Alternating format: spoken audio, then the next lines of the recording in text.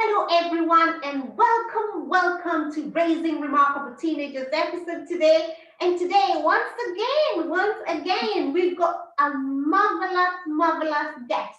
You know, what we do here is color the world looking for nuggets. We look for snippets, strategies, and steps to help us raise highly effective teenagers. And guess who we've got today? We've got Debbie, and Debbie is going to introduce herself.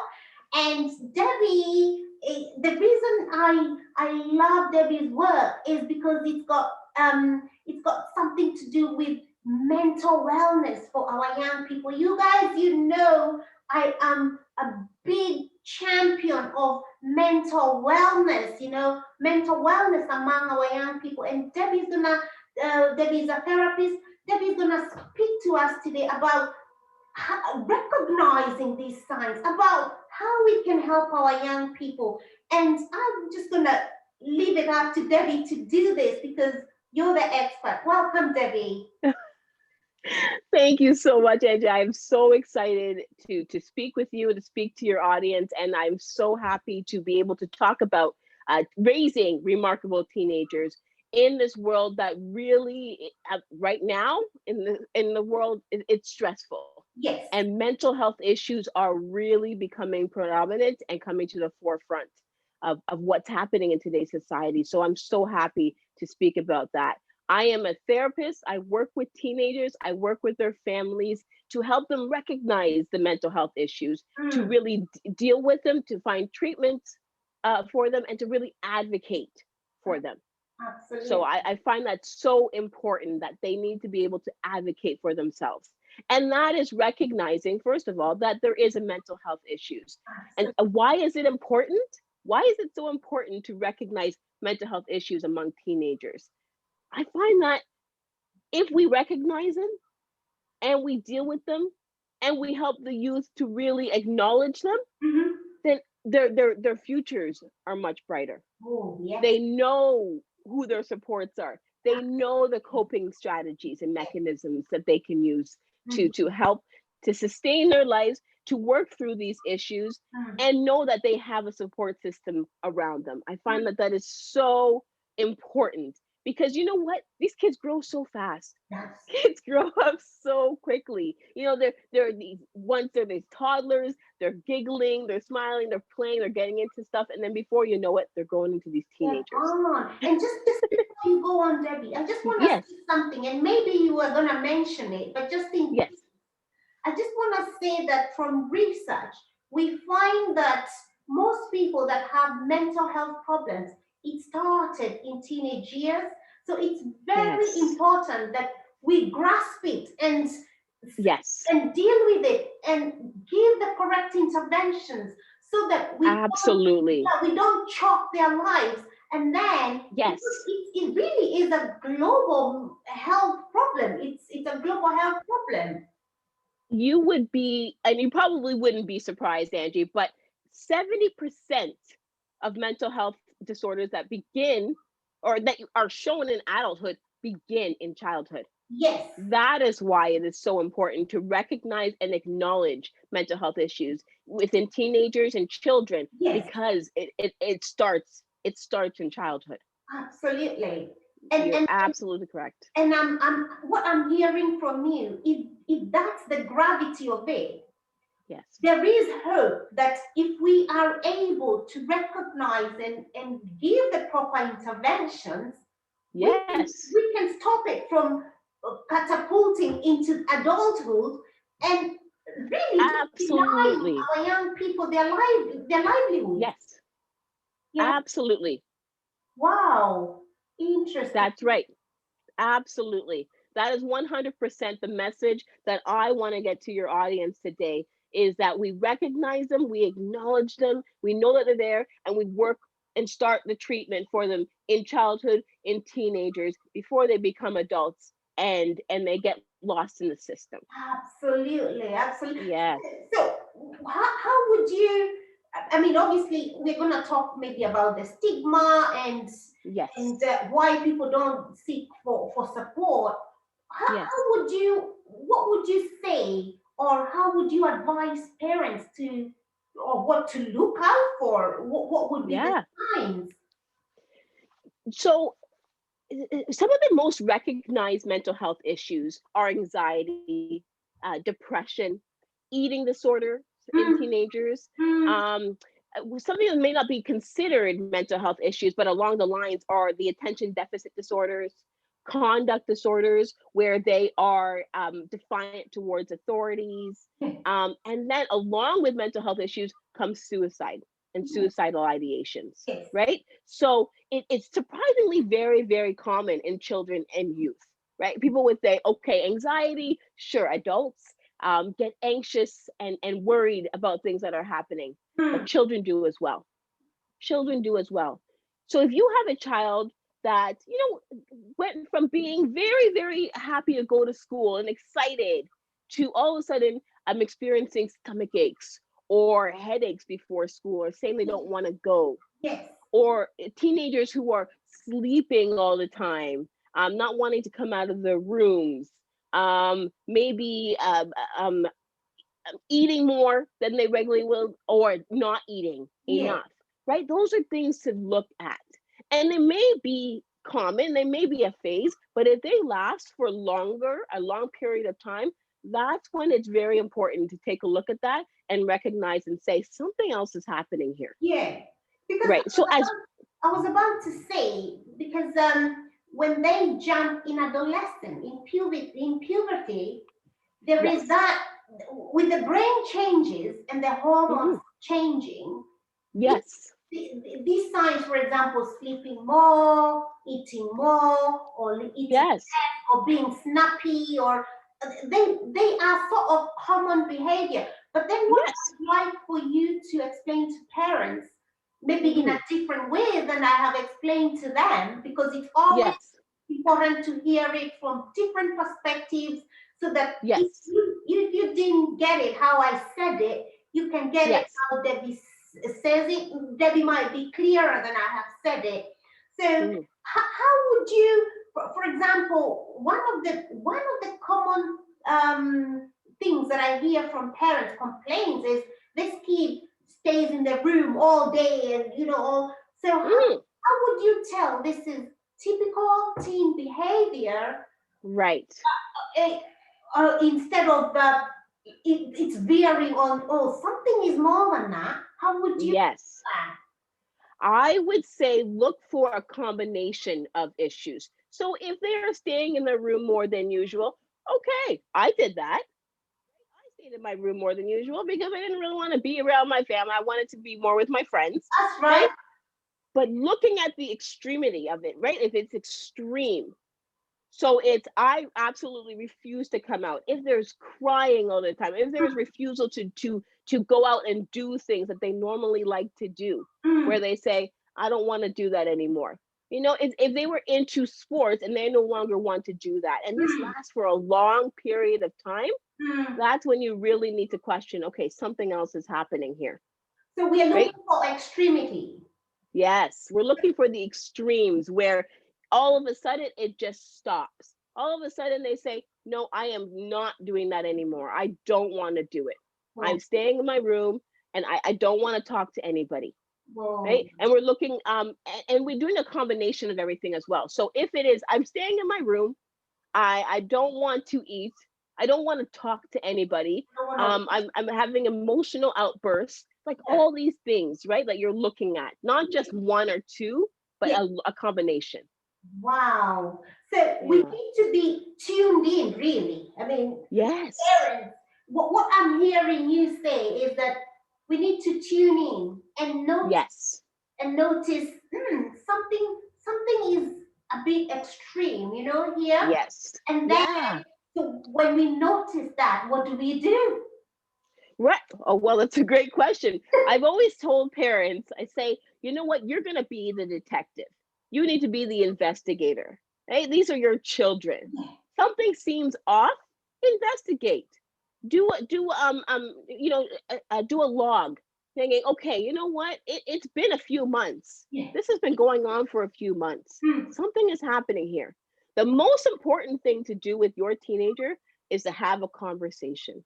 Uh-huh. Have the conversation And you know what? Teenagers may not be open to having a conversation with you. Yes. Let's get that straight. Yes, I was about And to we say. we understand that we've been there, Yes. but it's still being consistent with it as a teenager and Mm, as a parent, and going to your teenager and saying, you know, I've noticed these things that are happening. I've noticed that you don't like playing soccer anymore, and you really, really enjoy doing that. yes. If there is anything you want to talk to me about, I want you to know that I'm here, that I love you, and I'm here if you need to talk to me about anything. Absolutely. You It's a said this is so in line because not long ago I wrote a blog. I'm a very, I really encourage parents to speak and to create a safe space for their That's young right. people to speak. So I talk That's about right.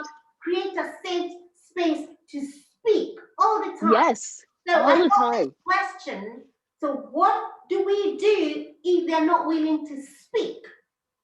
If So they're not, this is what I said to them, and it's very much in line with what you said. Still, make yourself present and say to yes, them, I have noticed that not yes, everything is not okay. And absolutely. I am here for you because I Yes, notice. Let them know that you notice that things yes, are not okay, and let yes, them know that I am here for you if you need to talk, and also yes, reassure them that because what I know for sure is when you speak to someone, even if they don't respond, there is yes, a response that goes in their mind. yes.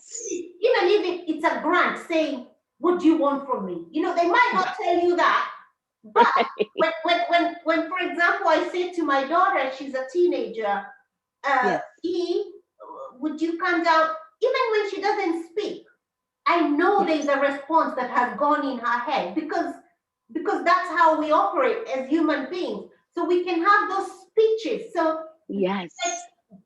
and I like and sometimes some of the parents have challenged me, and I say to them, that's the same advice. When little kids are very little, they Yes, don't respond or anything, but you still say to them, I love you. Yes, absolutely. say to them, what would you like? Absolutely. It's the Yes, same thing with teenagers. When they shut down and refuse to talk, that yes. doesn't give you the permission then to cut it off as well. Right. Carry on speaking to them. Maybe after a couple of hours, they'll come back, Yes, they'll come and speak to you, right? yes, But yes, we should never stop the connection just because they yes. try to cut it off. Yeah, carry That's right. on, sorry, I It, don't want to take over you. no, no, but you're absolutely right, Angie. You're absolutely right. And that's the part that really, really gets to me, because I will have teenagers say to me, nobody listens to me. Hmm. My parents don't talk to me. They just don't get it. Nobody Yes, listens to me. But if you have a parent that is saying to you every day, I love you. I know something is going on, and I'm here if you want to talk, but I love you. If you have a parent saying that to you, how can you say that nobody cares for you? How can you absolutely. say that no, they know and they're hearing it, and they may not acknowledge it, or they may be grunting like you say, but Yes, they're hearing it. They're absolutely. absolutely hearing it. So Yes. And we should never disconnect because the kid has decided to disconnect. We just right. we need to keep going. I mean, I know, I for example know from my own experiences and also from young people that I've worked with, Yes. and when they won't talk, sometimes even sending them a text saying, Yes. I hope you're well, I am thinking about you. We are in the day and age of text messages. So send your child a text. Yes. Absolutely. And then they know, even Yes. if they don't respond, they know someone's thinking about me. That's right. That someone is and loves me unconditionally. I know that. I know that. Absolutely.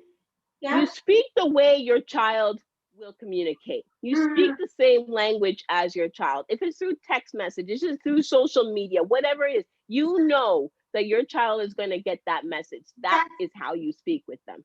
that's right. And Yes. I usually say, don't expect a respond. If they Yes. respond, it's okay. Yes. Of course, Yes. of course, with time, we need to show them and teach them that Yes. it's important for relationships to be built. It's important for it to come from both sides. But in a Right. situation like this, I think we should just keep going. Just keep going. Yes. Just keep giving. Yes. And Yes. I tend to give the example of the sun. And I say to parents, be like the sun, right? Yes. Come out every day and give yourself away. Yes. Whether people come out and dance and Yes. appreciate you, Yes. it doesn't matter. The That's sun right. goes back in the night and then the next day it comes out. That's right. And So, it keeps doing it and it every keeps day. doing it. And it doesn't not come out because Debbie didn't say thank you to me today. Or Right. Angela Right. didn't say thank you to me today. So I'm not coming out. That's right.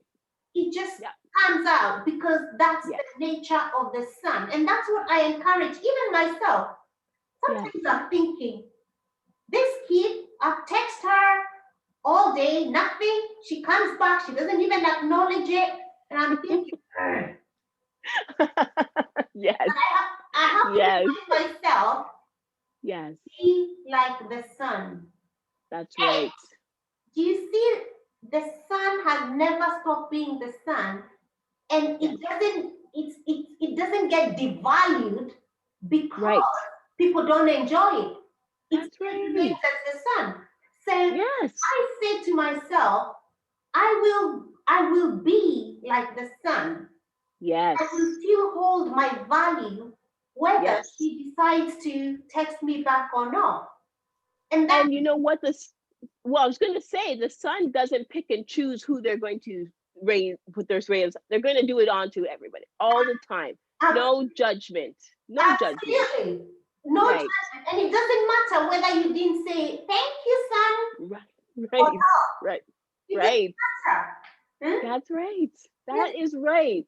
You do it anyways, and that is the job of a parent. You know, when we decide that this is what we're going to do, we love our children unconditionally. They may drive us nuts, but Absolutely. that's what their job is, Yes, absolutely. right? Hmm? Yes. So I encourage parents to really, really just keep talking, keep communicating, keep saying it, and knowing that and letting them know, I'm not judging you. I want to help you. I'm here for you. I love you. Whatever you need, I will try and make that happen. Just so that your teenager knows, they know that that you are that person for them. And you are here and you are Yes, present, you know, you that's are right. present and you Yes, hear them and you value them, right? yes, Because yes, so what would you say? I'm not in any way suggesting that as parents we are the cause of mental health problems, but mm, I know for sure that there's some things we can do to alleviate this. So you would say it's really I dare say it's a pandemic, to be honest. yeah, I, yeah, because it's so rampant, it's so yes, rampant that yes. when I don't even like to talk about the figures because I imagine those are not just figures, those are people's kids we are talking about. Absolutely, absolutely. And to a lot of the times, a lot of the mental health issues are genetically or inherited. So even if parents can look at themselves and say, okay, you know what? I feel like I have anxiety, Mm, and I may be portraying this to my child who is mm, picking up on this. I recognize that in myself when I'm feeling anxious. My son, who is only 9 years old, he picks up on that as well, yeah, right? Yeah. So checking in on myself and getting myself the support that I need, where I say, you know what, yeah, my anxiety is pretty bad today. I yeah, need to acknowledge that yeah. and get that support from myself, because I don't want that to be placed on my children as well. So Wow. just acknowledging that in yourself Mm. is something that could really dramatically change the effects on your children as well. So checking in on ourselves is really Yes. a sort of a starting point.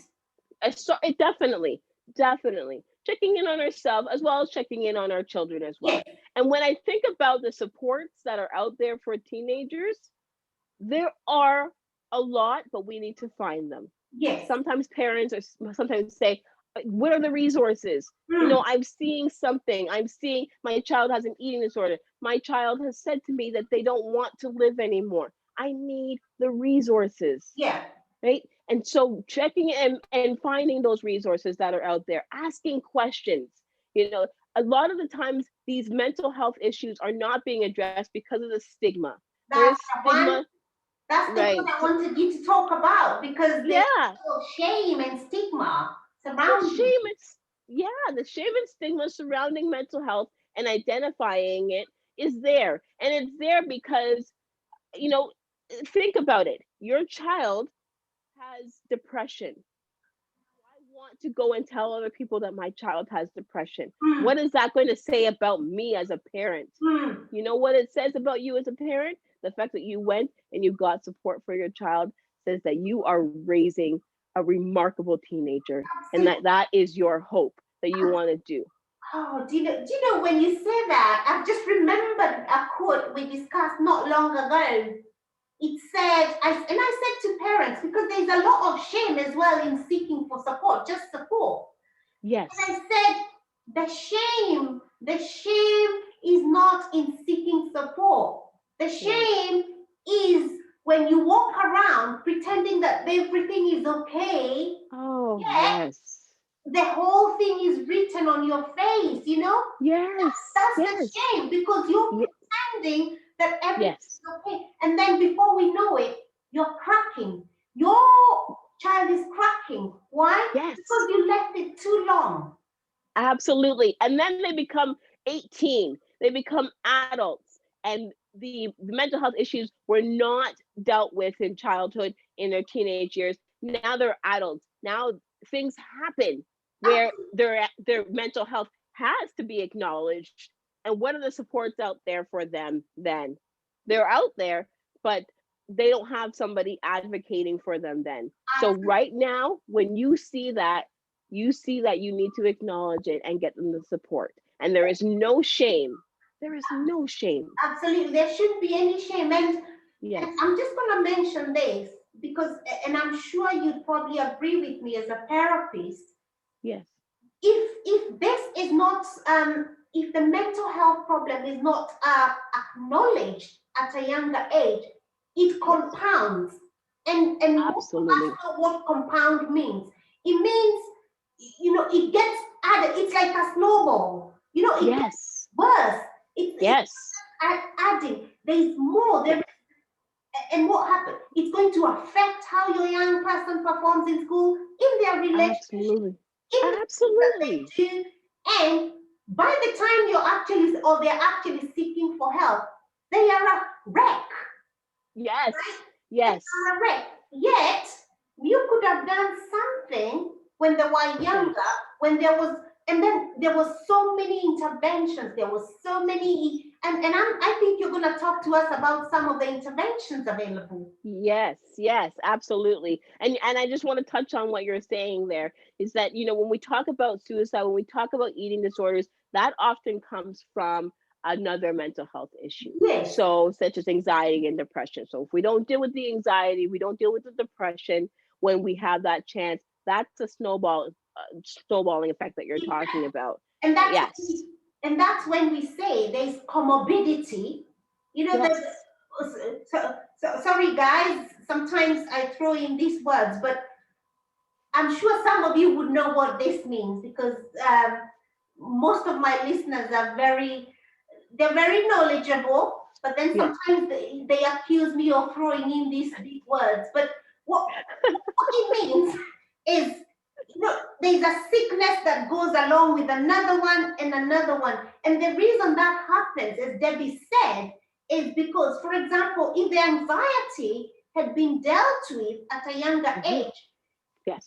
this eating disorder would not have happened, or this Right. other depression, or this other issue, all these Right. issues that come and stick onto them, or stick onto each other, would not Yes. have happened if we had broken the first little thing that came Yes. up. Yes. Yeah. Absolutely. Absolutely. And that is acknowledging, and that is really paying attention to what is happening with our teenagers. And when we talk about getting them the support that's out there, the first thing that I honestly really believe is counseling, is talking to a therapist. Sometimes teenagers, and most of the time teenagers, don't feel comfortable in talking with their parents about Yes, these issues, yes, which is totally normal. That is normal. But talking to somebody who is neutral, who doesn't know you, yes, who cannot go and speak about what you talked yes, about, where everything is remaining confidential within limits, yes. but knowing that I can go to this person when I'm having a really bad day and just bear it out to them and get the strategies and support that I need to work through this issue. I totally 100% believe in counseling and being able to talk about these issues, whether it is through counseling. I have teenagers right now that do even play therapy, which can be modified for teenagers, Mm, but just some sort of music therapy. There's so many different kinds of therapies that can help support people in whatever way works for you. But I absolutely, wholeheartedly believe that counseling and seeking that support is a priority. It's a absolutely. priority. So, Yes. so what I'm hearing you say is, if as a parent I don't feel able to talk to help my young person talk about these issues, take them to someone else who will provide that safe space to Yeah. speak. Because Yes. I don't know, you guys saw the other experiment the other day I did about the balloon, and how if you carry on blowing the balloon, it's going to burst. But if you blow a Absolutely. balloon and then let a little bit of air come out, and then Yes. you blow again, then let a little bit of it, it's unlikely to burst. It's still going to get Exactly. the same pressure, but Yes. it's Yes. unlikely to burst because That's it's right. having that release. It's having that, it's letting out some Yeah. pressure. Exactly. Yes. And even if it's just a little bit, you're letting releasing that pressure. I often use the example of the balloon that you just described and the volcano, right? You Wow. keep you keep putting things into the volcano, and if you don't take care of it, they keep getting stuffed down more and more and more until there's nowhere else to go but up and exploding. So if we really take care of those issues, we really release some of that air, we can really prevent the explosion or the balloon bursting. Yeah. That Yes. that's really, really important, right? Yeah, exactly. And I also there's also group therapy as well. If teenagers aren't okay with talking with another adult or their parents, will they talk within a group of their peers? Yes. Peers that are most likely going through the same issues that Going they are. through the same. And I think when they go into a group where everyone's going through the same, then they don't Yes. feel singled out. They feel, actually, I'm not the only Yes. one going through this. Absolutely. Yep. And Yep. that gives some sort of comfort. Comfort Yes. knowing, oh, we are getting help, and I'm Yes. glad I'm not the only one, right? That's right. Because Yep. sometimes when they think they're the only one and that is stuck in their head, it just gets bigger and bigger, and they start to Yeah. feel more alone. Yes. And Exactly. I know that our recent research is showing us that 40% of teenagers report to be lonely. So can you imagine that loneliness, and all Absolutely. you're marveling inside of yourself? Yeah. This is only happening to me. I must be a weirdo, all those. Right. And when they think like that, Yeah. they end up thinking, oh, there's no point me living. And Exactly. it doesn't have to be like that. It doesn't have to be like No. that. We've got people like Debbie offering services Yes. where you not only can help the families, the young people, but you can also Yeah. post to whatever else is available and whatever else Exactly. is appropriate. Yeah. Yes. Yes. Absolutely. Right. And the validation, it validates, okay, I'm feeling this way. I'm still a person. I'm still a good person. And I need that support. And once I get it, I'm going to be okay. I'm And going to be one okay. thing I know about, for example, when I've worked with young people, is Yes. that I tend to give them my own stories of Yes. other people who've gone through Yes. the same. And Yes. that way, stories are very impactful. They are very, they speak to a part of us that Yes. shows you, actually, I'm human. And Yes. people feel human, they Yes. start to behave like human, and they Yes. feel wanted, they feel accepted. And that's what all we want. We want our young people to feel they belong. They belong to this Exactly. world, and they've got Yes. something. And one thing I say to all of them, even those who have suggested that maybe they don't want to live anymore, they are useless, I said to them, life would not have made you, life would not have come through you if you had nothing to give 100%. in this world. The reason you're still Yes. breathing, the reason you're still breathing is because there is something, a contribution that you need to Yes. give to this world. That's why you're Yes. still breathing. So don't underestimate that breath that is living Absolutely. within you, that is breathing within you. And what That's right. I want you is to find what it is that you want to contribute. And when they hear that, when they start to Yes. understand that they are of value, yeah, when Right. they are willing even to get the help that is required for them Yeah. to move on, because they understand they have value. Yes. They understand they have value. And you're absolutely right, because you know what, if we as parents can keep driving home the fact to our children that we love them, that Oh we value them. yeah, If a kid says to me, I don't feel like living anymore, I'm able to say, but who would be really upset if you were no longer here? And they would know, well, my mom would probably be upset because she tells me every day that she loves me, yeah, that I'm wanted. So she'd be upset if I wasn't here anymore. And that is my reason to keep going. absolutely. That is my reason to keep living. Yes. But then you've And got you also, one more thing. Yeah. saying No, no, you've go got ahead, Angela. those Go that ahead. say that they no one loves them, and Yes.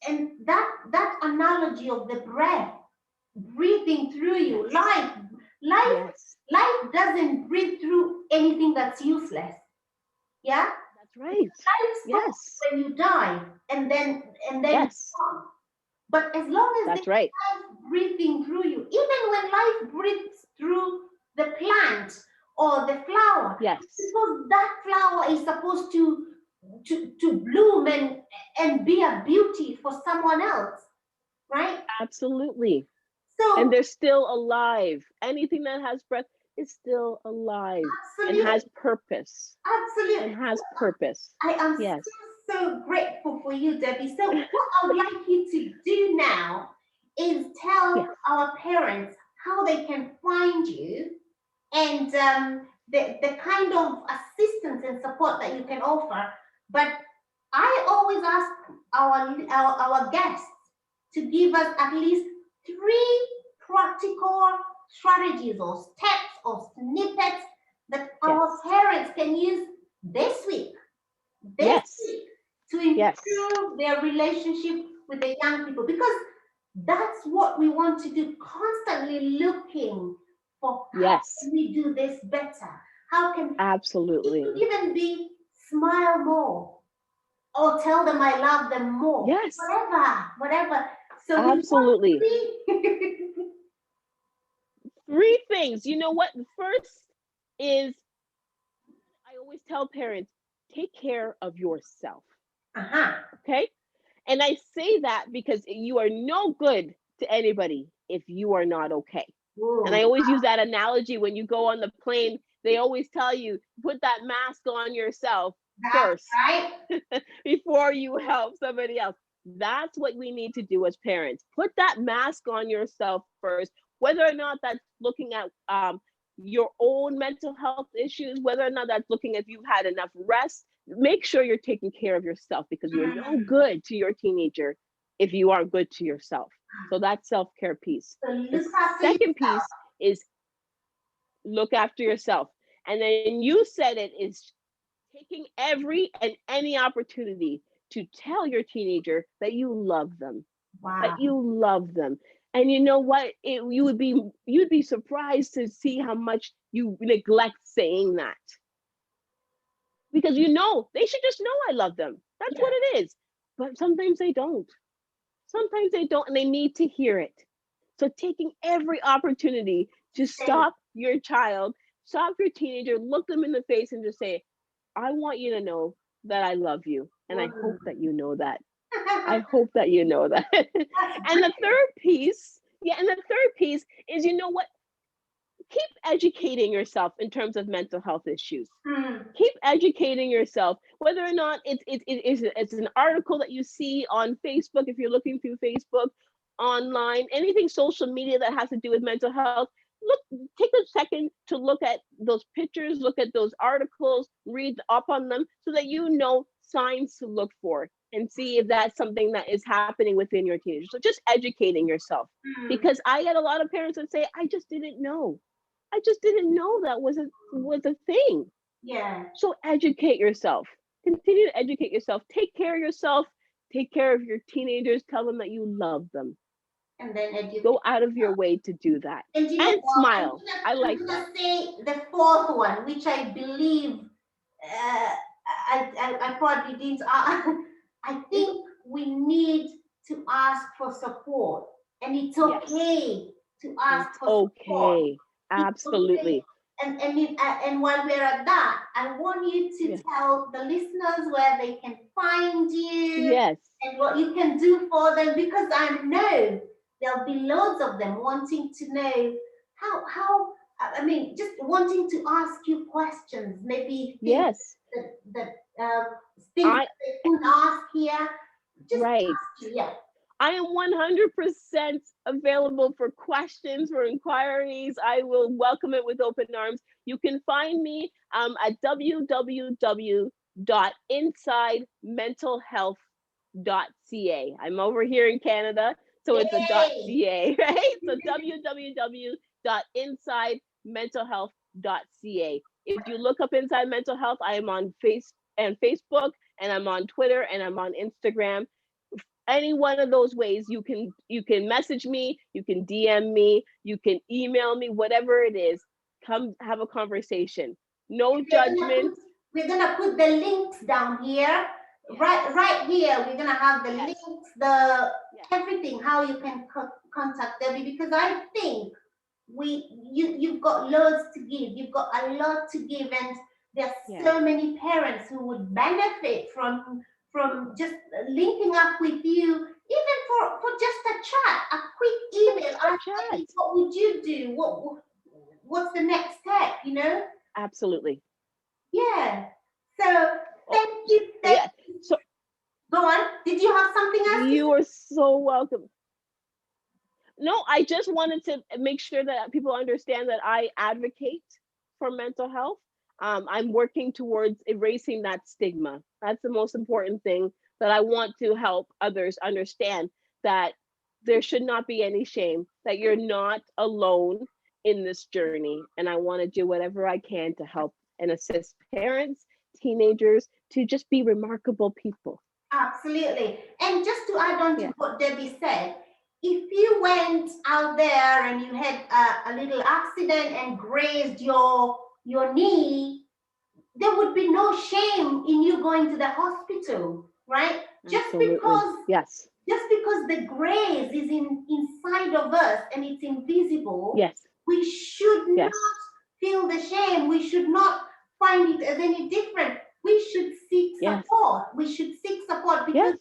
because our mind, it's very important for us to take care of our emotional well-being, because Absolutely. it drives a lot of what we do, and especially for our young people.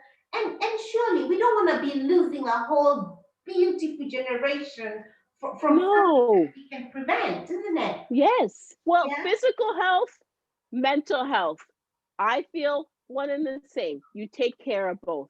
You take absolutely. care of both. Yes. Absolutely. So, parents, Yes. I am so thankful for Debbie. And Debbie gave us three lovely snippets.